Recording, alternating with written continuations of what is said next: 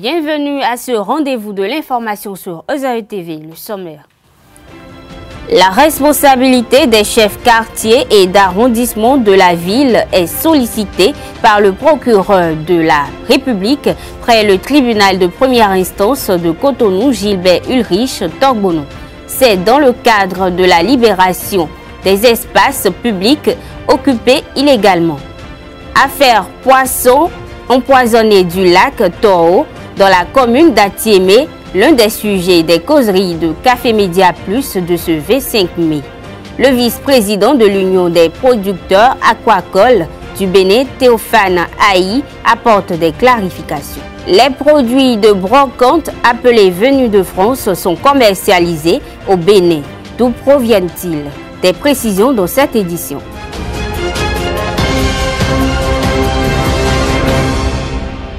Mesdames et messieurs, bonsoir. Plusieurs sujets ont été débattus au cours des causeries Café Média Plus de ce 25 mai 2018. Il s'agit entre autres de l'affaire de poissons empoisonnés du lac Toro à Atiémé.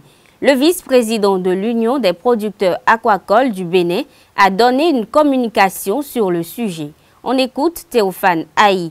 Ce qui s'est passé à Atiémé peut se passer n'importe où et à n'importe quel moment. Et je dirais que ça se passe et que vous n'êtes pas au courant.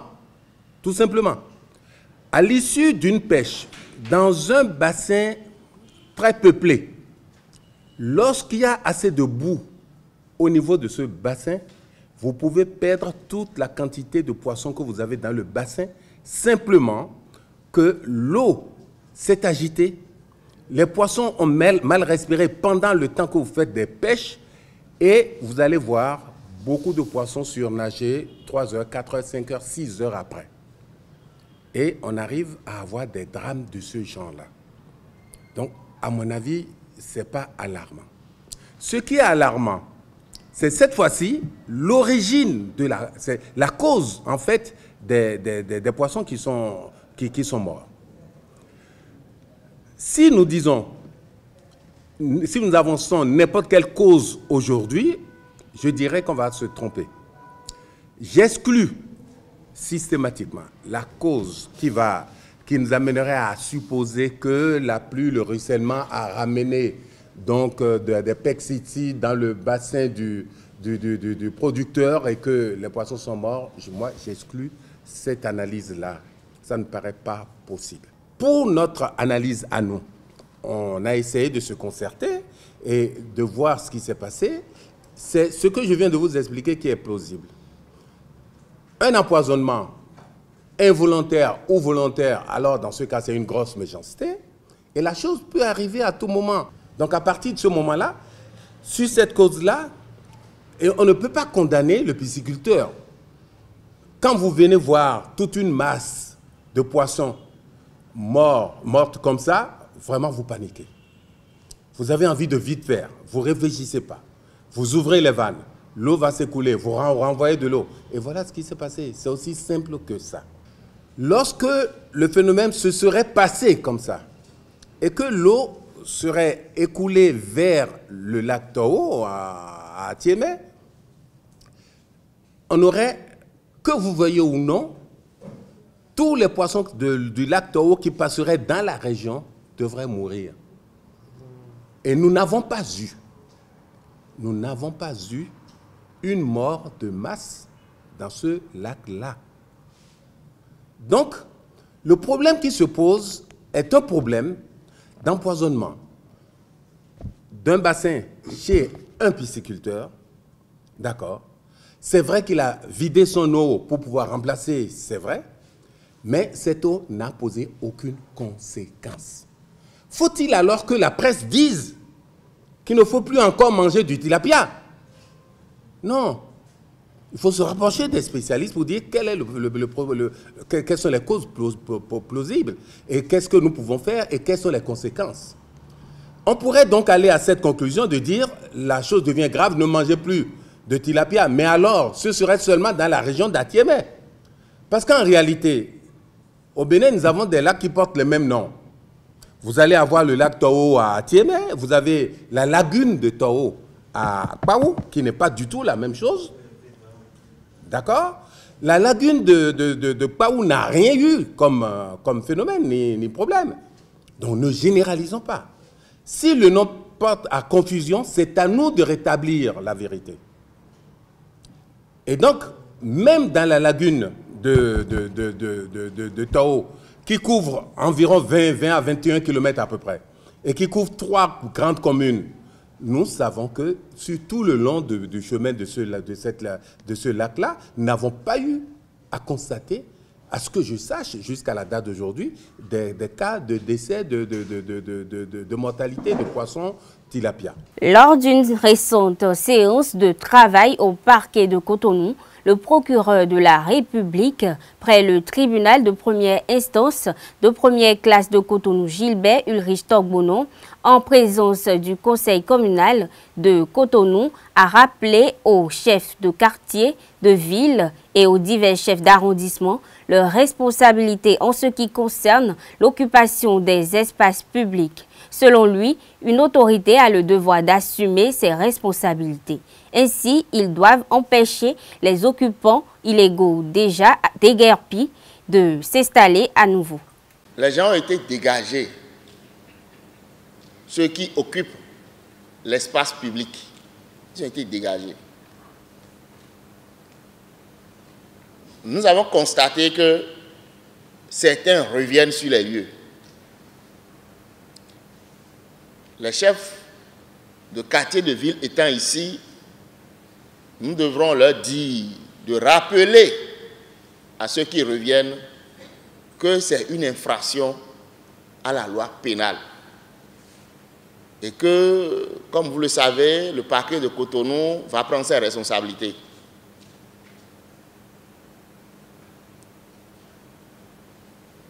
L'article 513 dit « Toute occupation illégale du domaine public ou de zone non édificandi ou impropre à l'habitation par une personne physique ou morale est punie d'une amende allant de 500 000 francs à 3 millions de francs CFA. Et la complicité est également punie des mêmes peines.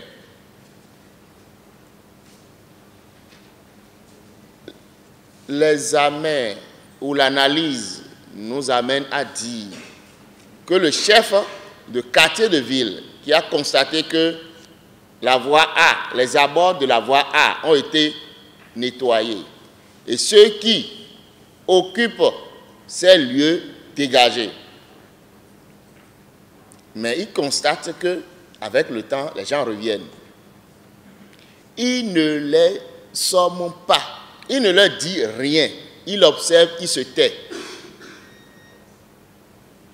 Lorsque, dans l'exercice des recommandations, les officiers de police judiciaire vont poursuivre ceux qui sont revenus sur les lieux, ils peuvent, j'aime bien, ils ont la faculté d'interpeller également le chef quartier.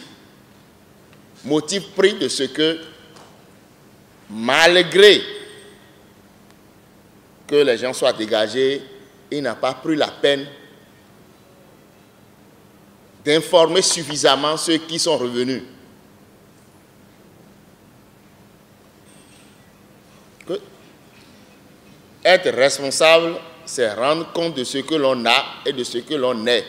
Si nous avons accepté d'être chef quartier de ville, c'est que nous avons l'obligation d'assumer la fonction que nous avons acceptée.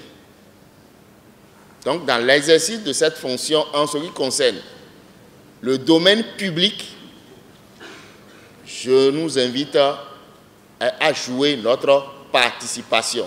Désigné par l'Assemblée nationale pour siéger au sein de la prochaine Cour constitutionnelle, Joseph Diogbenou, lors de son dernier point de presse, à l'issue du Conseil des ministres, a répondu aux inquiétudes des journalistes relatives à sa présence à la Cour constitutionnelle, alors qu'il est un soutien très proche au chef de l'État, Patrice Talon. Pour lui, il s'agit d'une proximité en toute objectivité. On l'écoute pour plus d'explications. C'est votre question qui m'inquiète. C'est votre inquiétude qui est inquiétante. Parce que, non, vous savez bien que j'assume ma proximité avec le président de la République. Je veux dire que ce n'est pas une proximité subjective. Ce n'est pas qu'une proximité subjective, c'est une proximité objective. Qu'est-ce que notre État va devenir? Qu'est-ce qui doit être fait pour que chacun de nous soit protégé? Pour que le plus grand nombre trouve du travail? Pour qu'il y ait de la sécurité? Qu'est-ce qui doit être fait pour que le Bénin rayonne? Être proche d'une politique qui va dans ce sens n'est pas une infraction. Et ça ne doit pas inquiéter. Parce que quand vous posez la question, c'est comme si c'est le président de la République qui est le danger et nul ne doit en être proche. Tout le contraire. Et donc j'assume et j'affirme et je confirme cet honneur d'être proche du président de la République parce que je suis proche des valeurs. Je suis proche d'une ambition. Je suis proche d'un projet. Et deuxièmement, votre inquiétude m'inquiète parce que vous semblez insinuer que c'est pour la première fois quand on désigne des membres dans une institution qu'on est inquiet. Vous êtes journaliste. C'est un métier que j'aime tellement, auquel j'ai été proche, sans danger. Et donc, si on faisait un petit calcul d'apothicaire, vous auriez observé qu'à chaque désignation, on exprime des préoccupations. Dois-je vous rappeler à quel moment, dans quelles conditions, les différents représentants de l'État sont nommés? Ou dois-je craindre que pour ne pas être proche, pour éviter cela, il faut priver le président de la République de ses pouvoirs de nomination, l'Assemblée nationale de ses pouvoirs de nomination? Non. Sans doute, légitime, certaines inquiétudes, et chacun exprime cette inquiétude par rapport à ses vues, par rapport à la manière dont il voit l'État, par rapport à sa subjectivité. Si vous souhaitez que je vous rassure d'une chose, c'est de vous dire, quand les valeurs seront concurremment alignées, la valeur auquel profitera une opinion, une vue, c'est la valeur État, c'est la valeur communauté, c'est la valeur droit, c'est la valeur constitution. Si ces éléments de réponse vous rassurent, je me rassure et je vous remercie. Le réseau des acteurs de développement de l'éducation au Bénin, qui réunit plusieurs organisations non gouvernementales et associations actives en éducation, a donné une conférence débat dans la matinée de ce mercredi sur le thème « Gratuité de l'enseignement au Bénin, bilan et perspectives ». Un bilan des 10 années d'expérimentation de la gratuité de l'école au Bénin a été exposé. Ceci en présence des autorités en charge du secteur éducatif et des associations de parents d'élèves. EZAE TV était à la cérémonie d'ouverture. Voici le compte-rendu. Après 10 années de gratuité de l'école au Bénin, le réseau des acteurs de développement de l'éducation au Bénin, RADEB, a organisé ce jeudi 24 mai 2018 une conférence débat pour évaluer l'expérimentation de la mesure et proposer des perspectives porteuses d'avenir et d'espoir. Et pour un travail en toute efficience, les 31 organisations non gouvernementales et associations actives en éducation, membres du réseau, ainsi que les associations de parents d'élèves et les autorités gouvernementales en charge du secteur éducatif se sont réunis autour du thème « Gratuité de l'école au Bénin, bilan et perspectives ». En France, où cette idée est née, aujourd'hui encore en 2018, quand vous écoutez l'actualité, les parents se plaignent encore. Bien que l'école soit gratuite, à chaque rentrée, les parents se plaignent et il y a une augmentation régulière du coût de la rentrée scolaire pour les parents. La croissance est autour de 2 à 3% chaque année, le prix des fournitures scolaires et autres. Et on estime à 30% du SMIC le coût de la rentrée scolaire pour un élève. Alors vous comprenez que ces pays qui sont des pays développés, qui ont les moyens de leur système éducatif, qui arrivent à conduire 80% d'une classe d'âge au niveau du bac, vous comprenez que si ces pays-là ont des problèmes pour instaurer une gratuité totale dans nos pays pauvres, ça va être encore plus compliqué.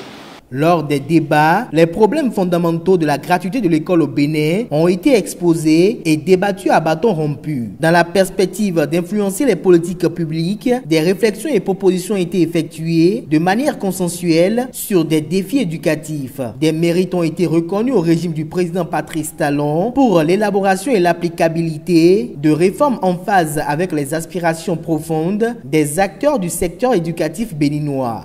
Après les travaux de ce matin, nous allons nous asseoir et faire un plan de plaidoyer pour adresser les propositions ou les suggestions que nous aurons retenues ensemble dans le cadre de cette conférence pour nous adresser aux autorités compétentes afin d'améliorer la mesure de la gratuité sur le terrain, surtout en ce qui concerne les acteurs qui la vivent au quotidien.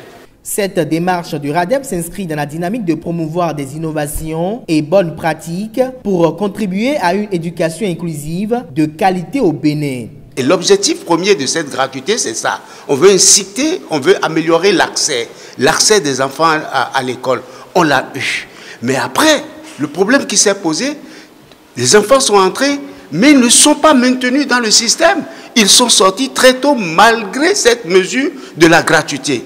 Donc il y a un véritable problème qu'il faut analyser et c'est ce à quoi les acteurs de la société civile aujourd'hui se sont attelés pour voir et pouvoir faire des propositions au gouvernement pour dire cette mesure, si nous devons continuer avec la gratuité, voilà, il faut continuer avec cette gratuité. Ou on appelle ça comment? Est-ce qu'on parlera de la gratuité ou bien on parlera d'une autre forme de quelque chose qu'il faut faire qui sera adaptable à notre système véritablement éducatif? Le réseau des acteurs de développement de l'éducation au Bénin rêve à l'horizon 2022 être un réseau visible, autonome et influent avec des membres engagés pour contribuer à une éducation de qualité à travers des actions pédagogiques innovantes et la promotion des bonnes pratiques éducatives. Les brocantes localement surnommées venues de France sont des objets d'occasion, de collection ou d'antiquité, des produits de deuxième main importés d'ailleurs et commercialisés ici au Bénin. Ces objets ne proviennent pas uniquement de la France. Pour plus de détails, suivez. Après les voitures, c'est le tour des tables, tasses, vélos et frigidaires. La brocante est en plein essor à Cotonou. Plus besoin d'un lourd portefeuille avant de se donner quelques accessoires du ménage. Même les meubles et les salons, les verres à bois, ces articles qui envahissent le quotidien des Béninois proviennent de plusieurs pays d'Europe. Des démarches sont ensuite menées une fois arrivés au port de Cotonou.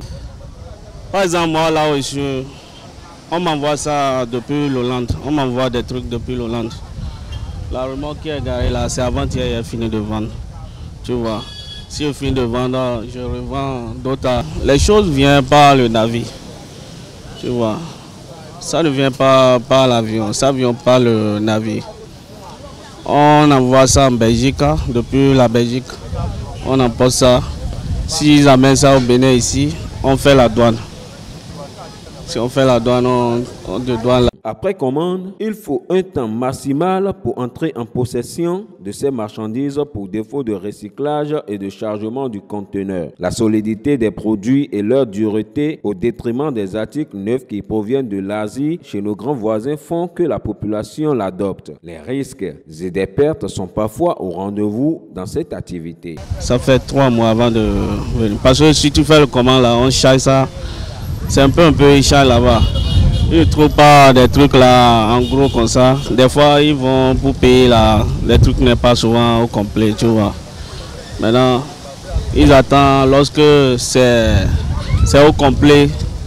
Ils payent. Là, ils chargent le camion, ils envoient ça en Belgique. Après la Belgique, ça vient ici. Bon, quand même, ça fait 3 mois avant de venir ici, tu vois. Par exemple, ça là, tu peux utiliser ça pendant 20 ans, ça ne doit même pas avoir un problème. Les pertes, donc, il y a, bon, si ça vient ici, au Bénin, si tu n'as pas confié ça aux gens de ce truc-là, Somema ou bien comment on appelle toi-même, il faut leur confier tes marchandises. Sinon, si ça vient bâche comme ça, là, des fois, là, ils montent en haut, ils cachent, ils déchirent la bâche, ils enlèvent les trucs. Tu vois, des fois, même si ça vient, il n'y a pas quelqu'un qui contrôle pour toi, là, ils vont casser le cadenas, là, vider les choses. On sait même pas. Des fois, on dit c'est dans le bateau, ils font ça. Des fois, on dit c'est sur le parc, ils font ça. Tu vois. C'est ça. Les clients préfèrent ces articles qui sont d'une qualité supérieure. Ils ne se font donc pas prier pour sillonner les sites de vente des produits communément appelés vélos. Je prends tout d'abord les produits venus de France parce que tout d'abord c'est des produits de qualité que les Blancs eux-mêmes ont utilisés chez eux. Certes, il est vrai que la garantie n'y est plus, mais quand bien même on les réceptionne ici, on arrive avec la main d'œuvre sur place, on arrive à les réparer et à les utiliser un peu avant leur amortissement final. Les produits chinois, tu les achètes aujourd'hui, demain tu as des pannes. Que cela soit de la brocante ou neuf, l'idéal est que chacun s'offre le plaisir qu'il désire avec les moyens dont il dispose. Mesdames et messieurs, c'est la fin de cette édition. Merci de rester fidèles à EZAE TV. Agréable week-end à tous.